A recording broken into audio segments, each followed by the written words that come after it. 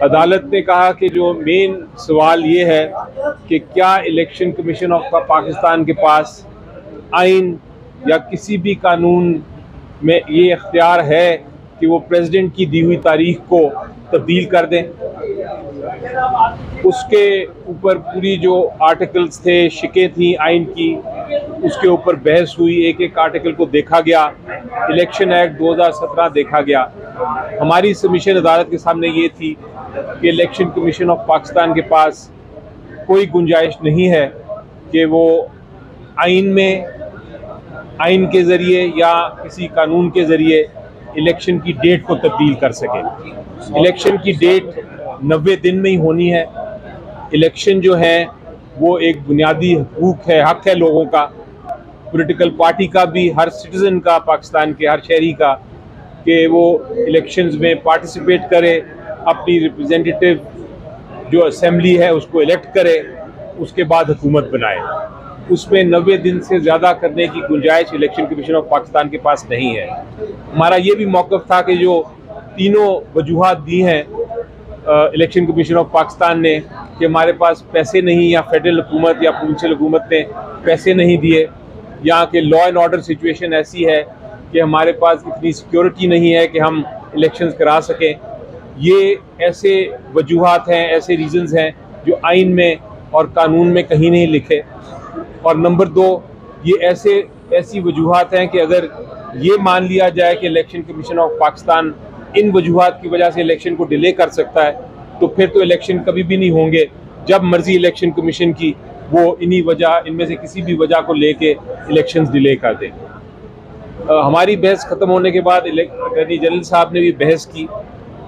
एक इशू उन्होंने रेज़ किया कि ये जो पहली जजमेंट थी वो उसका नोट जो आया है माइनॉरिटी जजेस का, उसके बारे में उसके बाद उसको भी वजाहत करनी चाहिए। लेकिन अदालत ने कहा कि ये केस मुख्तलिफ है, वो केस मुख्तलिफ था। ये केस में तो हमने फ़ैसला ये करना है कि क्या इलेक्शन कमीशन ऑफ पाकिस्तान जो तारीख है उसको डिले कर सकती है या नहीं। उस केस के लिए अगर कोई है तो कानूनी कार्रवाई, कोई रिव्यू, कोई मैटर रेज होगा तो हम देखेंगे। फ़िलहाल उसका कोई इस केस से रेलेवेंस नहीं है। कल के लिए बाकी समाअत जो है केस में होगी। कल इंशाल्लाह जो बहस है इलेक्शन कमीशन ऑफ पाकिस्तान के वकील साहब वो भी करेंगे, और उसके बाद जल्द हमें उम्मीद है कि चूँकि एक बड़ा क्रिटिकल इशू है, पूरी कौम देख रही है इस केस को, इसलिए उम्मीद ये है कि इसकी जल्द से जल्द फैसला आएगा। जहाँ तक PTI का ताल्लुक़ है, जो भी फैसला आया इंशाल्लाह उसको हम तस्लीम करेंगे। ये जो बैलेंस को क्रॉस कर रहे हैं, ये एक्चुअली नेशनल इंटेग्रिटी को नुकसान पहुंचा रहे हैं और आइन की खिलाफ वर्जी कर रहे हैं। ये नहीं हो सकता। आपको नहीं पसंद एक जजमेंट आई, आप उसके फैसले के जो रीज़न्स हैं उन पे तनकीद करें, बिल्कुल करें, कोई शक नहीं है, लेकिन आप जजेस को ना अंडर अटैक लाएं। वो 4-3 वाली जजमेंट का बता दें। 4-3 वाली जजमेंट देखें, वो बड़ा क्लियर है, और आज मेरा ख्याल है अदालत ने बड़ा वाज़ेह कर दिया है कि वो एक माइनॉरिटी व्यू है।